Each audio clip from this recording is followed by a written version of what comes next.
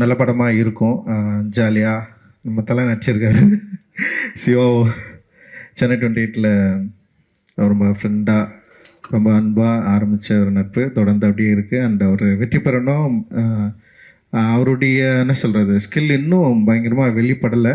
அது வெளிப்படணும் அப்படின்றதுக்கான ஒத்தனத்தோடு காத்துட்ருக்காரு. நிச்சயமாக வெளிப்படும் அப்படின்ற நம்பிக்கை இருக்குது. வாழ்த்துக்கள் பிரதர். அண்ட் வந்து சிவகுமார் அவர் மீட் பண்ண அதெல்லாம் செம்ம கதை. ஓகே, அவர் படம் பண்ண மாட்டேன்னு ஓட்டார்.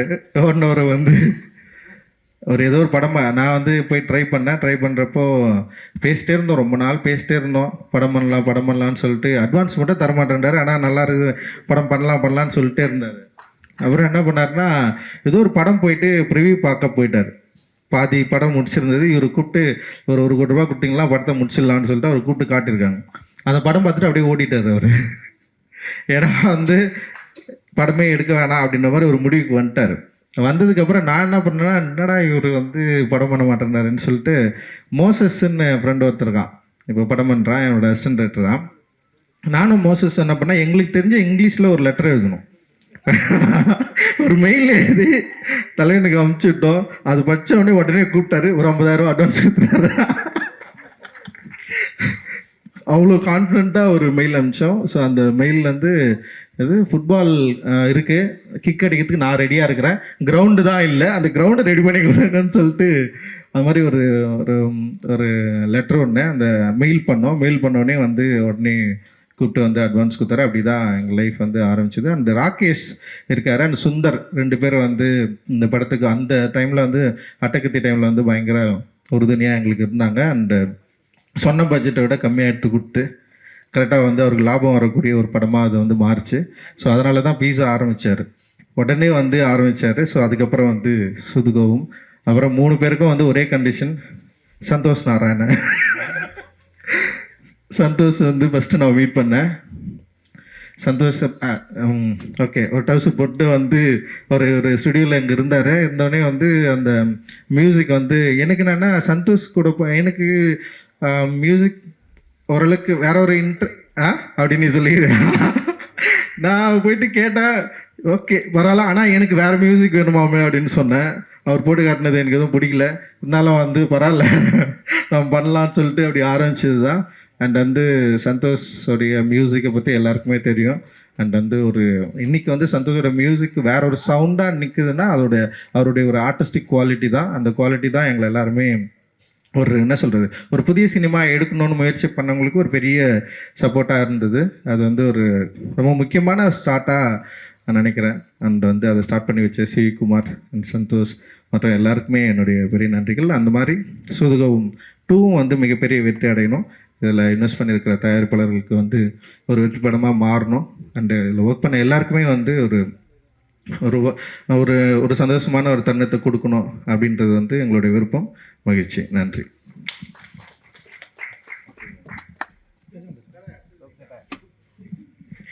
ரஞ்சித் சொன்ன மாதிரி எனக்குமே சிவகுமார் சார் நான் வந்து அவர் மெயில் அனுப்பிச்சு பிடிச்சாரு. நான் ஃபேஸ்புக்கில் சேட் பண்ணி அவர் மெசேஜ் அனுப்பிச்சிட்டே இருப்பேன். ஏன்னா எனக்கு வந்து நான் நாளை இயக்குனரில் வந்து ஷார்ட் ஃபிலிம் பண்ணிட்டு வந்து இந்த ஃபீச்சர் ஃபிலிம் ஒரு ப்ரொடியூசரை தேடணும் அப்படின்ற போகும்போது எனக்கு ஒரு இடத்துல நம்பிக்கையே போயிடுச்சு. ஏன்னா வந்து எல்லாருமே வந்து நான் 2-3 நிறைய ப்ரொடியூசர் மீட் பண்ணேன். நான் வந்து ஃபஸ்ட்டு ஜிகர்தண்டா எழுதிட்டு இருந்தேன் ஃபஸ்ட் ஸ்கிரிப்டாக. நல்லா நான் அப்போ தான் சூதுகோம் எழுத ஆரம்பிச்சிருந்தாரு. ஸோ 2 பேர் டிஸ்கஸ் பண்ணி ஸ்கிரிப்ட்லாம் எழுதிட்டு இருப்போம். அப்புறம் ப்ரொடியூசர்லாம் தேட ஆரம்பித்த டைமில் நரேஷன் ஒன்று இருக்குல்ல, அதாவது வந்து போய் நம்ம கதை சொல்லணும் அப்படின்னு. ஸோ அந்த மாதிரி 2-3 பெரிய ப்ரொடியூசர்ஸ்லாம் போய் சொல்லியிருக்கேன். எனக்கு வந்து அது என்னோடய கான்ஃபிடன்ஸே குறைச்சிருச்சு. ஏன்னா வந்து நம்ம எழுதும் போது ஒரு மைண்ட் செட்டில் எழுதுவோம். பட் ஆனால் அதை நரேட் பண்ணும்போது எனக்கு அது ஒரு தனித்திறமையாக அது கிடையாது. அது நரேஷன் பண்ண வராது. ஸோ 2-3 இடங்கள் அது மிஸ் ஆகும்போது எனக்கு வந்து சரி ஓகே, ஆனால் நீங்கள் நரேஷன் பண்ணால் தான் இங்கே நம்மளுக்கு ஒரு ப்ரொடியூசர் கிடைப்பாங்க அப்படின்ற மாதிரி இருக்கும்போது சரி ஓகே, நம்மளுக்குலாம் ப்ரொடியூசரே கிடைக்க மாட்டாங்க, நம்மளே ஒரு 5D வச்சு ஒரு படம் எடுத்துருவோம் அப்படின்ற மாதிரி ஒரு மைண்ட் செட்டில் தான் இருந்தேன். ஸோ அப்படி இருக்கும்போது தான் அட்டகத்தியோட ஆடியோ லான்ச்சு அந்த போஸ்டர்லாம் பார்த்துட்டு இருக்கும்போது சரி ஒரு புது ப்ரொடியூசர் வந்திருக்காரு, மதுரைக்காரர், சரி ஏதாவது விட்ட போடுவோம்னு சொல்லிட்டு மெசேஜ் அனுப்பிச்சிட்டே இருப்பேன். அப்போ அவர் வந்து சொன்னார், வாங்க ஸ்கிரிப்ட் இருக்குன்னா வாங்க அப்படின்ற மாதிரி சொன்னார். ஸோ டி நகரில் அவரோட ட்ராவல்ஸ் ஆஃபீஸ் தான் போனேன். ஸோ போனோன்னு நான் சொன்னது வந்து சார் எனக்கு நரேஷன் பண்ண வராது, இல்லை பரவாயில்ல ஸ்கிரிப்ட் கொடுங்க அப்படின்னாரு. ஸ்கிரிப்ட் கொடுத்துட்டு படிச்சுட்டு என்ன எப்போ சார் ஒரு 2-3 டேஸ் அப்படின்னாரு. அதெல்லாம் இல்லை, போங்க டீ குடிச்சிட்டு வாங்க, நான் படித்தேன் அப்படின்னாரு. நான் கீழே போய் டீ குடிச்சிட்டு ஒரு 10 நிமிஷம் அப்படியே சுற்றிட்டு வந்தேன். 1 ஹவரில் அந்த ஸ்கிரிப்டை ஃபுல்லாக படித்து முடிச்சார். படித்து முடிச்சுட்டு சூப்பராக இருங்க, நம்ம பண்ணுவோங்க அப்படின்னாரு. எனக்கு ஆக்சுவலி நம்ப முடியல, என்ன இவர் உண்மையாக சொல்கிறாங்களா இல்லை இவர் தான் ப்ரொடியூசரா இல்லை ஏன்னா ஆமாம் இல்லை அதுவுமே ரொம்ப, ஏன்னா ஜிகர்தண்டா தான் ஃபர்ஸ்ட் ஸ்கிரிப்ட். அந்த ஸ்கிரிப்டையும் அதே மாதிரி படிச்சுட்டு ஓப்பனாக சொன்னார் அவர், இது உங்கள் ஃபர்ஸ்ட் படம்னா அது நடக்கவே நடக்காது, இது வந்து எவ்வளோ பட்ஜெட்டில் பண்ணுவீங்க அப்படின்னாரு. நம்ம ஒரு வேல்யூ ஒன்று வச்சுருப்போம்ல, 2 crores சார் அப்படின்னா வாய்ப்பே கிடையாது, இது ஒரு 4 crores ஆச்சு ஆகும் அப்படின்னு. பீட்ஸா பண்ணும்போது இல்லை ஒரு 1 crore பண்ணலான்னா ஓகே அப்படின்னு சொல்லி இமீடியட்டாக ஒர்க் பண்ணாங்க. But thank you sir, I am so happy to see you here. ஏன்னா வந்து இத்தனை பேர், இத்தனை படங்கள், இத்தனை இது மாதிரி ரவிக்குமார் சொன்ன மாதிரி ஒரு சீசன் இருந்துச்சு. அதில் வந்து சிகுமார் சார் அதுலேருந்து ஒரு ஆடியோ லான்ச்சு, அந்த படம் ரிலீஸு, அப்புறம் ஒரு பார்ட்டி. ஸோ எல்லாமே அந்த இதெல்லாம் மிஸ் பண்ணுறோம். But I think it started again. So so happy for CV Kumar sir and Soodhu Kavvum. I think Soodhu Kavvum வந்து அந்த டார்க் ஹியூமர் அப்படின்ற ஜானரில் I think father of dark humour, Nalan father of the humour itself. அந்த writing வந்து எனக்கு short film டைம்லேருந்து நாங்கள் 4 இயக்குனர் பண்ணும்போதே வந்து நலனோட படங்கள் எல்லாமே செம்மையாக இருக்கும் அந்த ரைட்டிங் எல்லாம். ஸோ அப்படி பார்க்கும்போது சூதுகோம் வந்து எப்படின்னா தர் will like only very few classics. அதாவது வந்து நம்ம எத்தனை வருஷம் ஆனாலும் எப்போ நம்ம அந்த படத்தை பார்த்தாலும் திரும்ப உட்காந்து பார்க்க முடியும். ஸோ அது மாதிரி இப்போ சூதுகம் ரீசெண்டாக கூட ஒரு நாள் சும்மா அந்த படம் ப்ளே ஆகிட்டு இருந்துச்சு, உட்காந்து ஃபுல்லாக பார்த்தோம். So such a classic film Soodhu Kavvum. So அதோட part 2, all the best to the new team. And Mirchi Shiva sir, I'm very big fan of your acting. அவர்கிட்ட ஒரு சட்டில் ஹியூமர் பர்ஃபார்மன்ஸ் இருக்கும். ஸோ அந்த வகையில் I think you'll take it there. And then Karna வந்து சூதுகம்க்கும் சூதுகம் 2க்குமான main core connect I think Karna மூலமாக தான் வருது. And the new team, director Arjun, music director Edwin, cinematographer Karthik, and to the entire cast and crew, all the very best. You have a big name behind Sudhugam. So Sudhugam part 2 will definitely win big அப்படின்றது என்னோட wishes. Thank you.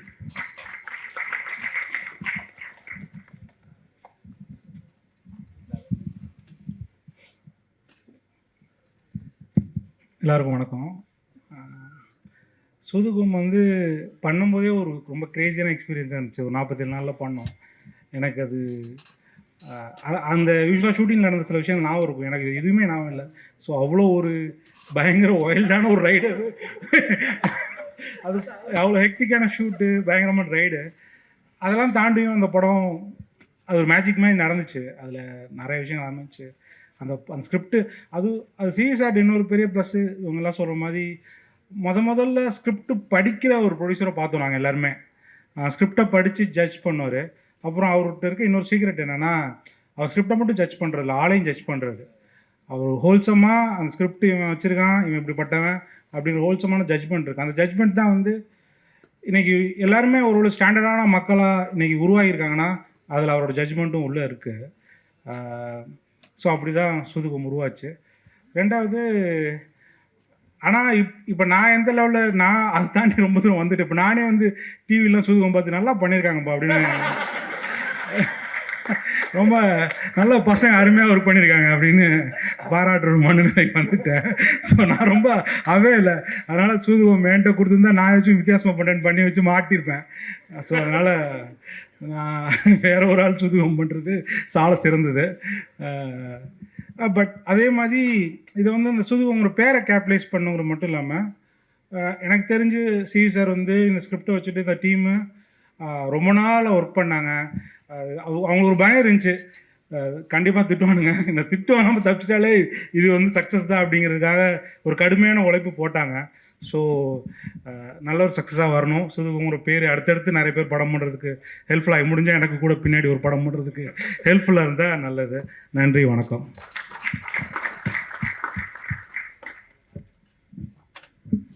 எல்லாருக்கும் வணக்கம். First டைமாக இவங்க 3 பேரும் ஒரு ஈவெண்ட்டுக்கு வந்ததே நினைக்கிறேன், இல்லை அப்படி இருக்கும்னு நினைக்கிறேன். ரொம்ப எனக்கு fill with lot of gratitude and இவங்க எல்லாருக்குமே. அண்ட் அஃப்கோர்ஸ் இவங்களை சப்போர்ட் பண்ண, அந்த இனிஷியல் ஸ்டேஜில் சப்போர்ட் பண்ண ஆடியன்ஸுக்கும் ரொம்ப ரொம்ப நன்றி. அந்த அட்டகத்துக்கு முன்னாடி வந்து எனக்காக என்னை கூட்டிகிட்டு போய் ப்ரொடியூசர்ஸ்க்கெல்லாம் என்னை இன்ட்ரடியூஸ் பண்ணி ரொம்ப ஓன் பண்ணி என்னோடய ஒர்க்கெலாம் காமிச்சு எப்படியாவது எனக்கு ஒரு படம் வந்துடணும்னு சொல்லி என் கூடயே தெரிஞ்சிட்டு இருந்தவர் தான் அகில உலக சூப்பர் ஸ்டார் சிவா அவர்கள். நாங்கள் ஒரு டீமில் கிரிக்கெட் விளையாடிட்டு இருந்தோம். அது ஆக்சுவலாக பேச்சு போட்டி தான், பேசுகிற டீம் தான் ஜெயிக்கும், அவர் டீம் ஜெயிக்கும் எப்போவுமே. செமையாக ஏமாற்றுவாங்க, இங்கே படிச்சு அங்கே படிச்சுன்னு சொல்லி. ஸோ ஒரு எங்கள் டீம் நாங்கள் போய் ஒரு மேட்ச் விளையாட போனோம் அந்த OMCA கிரவுண்டில். அப்போ வந்து நாங்கள் தோற்ற மார்ஜின் வந்து அந்த அங்கே இருக்கிற ரெக்கார்டோட அதிகம். அந்த ஃபஸ்ட்டு பேட்டிங்கோட இது வந்து தோற்ற மார்ஜின் அதோட அதிகமாக இருந்தது. அவர் ஒரு பவுலர் கூப்பிட்டு வந்தார். இப்போ IPL வந்து ஞாபகம் இருக்கா சிவா? ஸோ ஒரு CSK உள்ள மேனேஜ்மெண்ட்டில் இருக்கிற பவுலர்னு 39 ரன் கொடுத்தாரு அவர் ஒரு ஓவரில். அவர் தான் கேப்டன். அவருக்கு 2வது ஓவர் கொடுத்தாரு. சாண்டி கரெக்டாக இருக்குன்னா அவர் அங்கேயே பிச் பண்ணப்பா, அவர் கிரீஸ்லேயே பிச் பண்ணார். ஸோ அந்த டைமில் நான் ரொம்ப டவுனாக அடிக்கடி நான் ஒரு பைப்போலராக தான் இருக்கும். அஃப்கோர்ஸ் நம்ம வேறு ஒரு விஷயம் பண்ணியிருக்கலாமோ, இல்லை நம்ம அப்படி பண்ணலாம் இருக்கு வாய்ப்பு இல்லை. ப்ளஸ் நம்மளும் வந்து ஃபஸ்ட்டு படம் நல்லா பண்ணோம் அந்த மூட்லலாம் சுற்றிட்டு இருந்த ஒரு டைமு. அப்போ வந்து எனக்கு ரொம்ப ஆறுதல் சொல்லுவார். அண்ட் வீட்டில் போய் எங்கள் அப்பா அம்மாலாம் லைட்டாக ஒரு மாதிரி இதாகிட்டாங்க, என்னடா அவன் என்ன அப்படியே போயிடுவானா அப்படிலாம் சொன்னான்.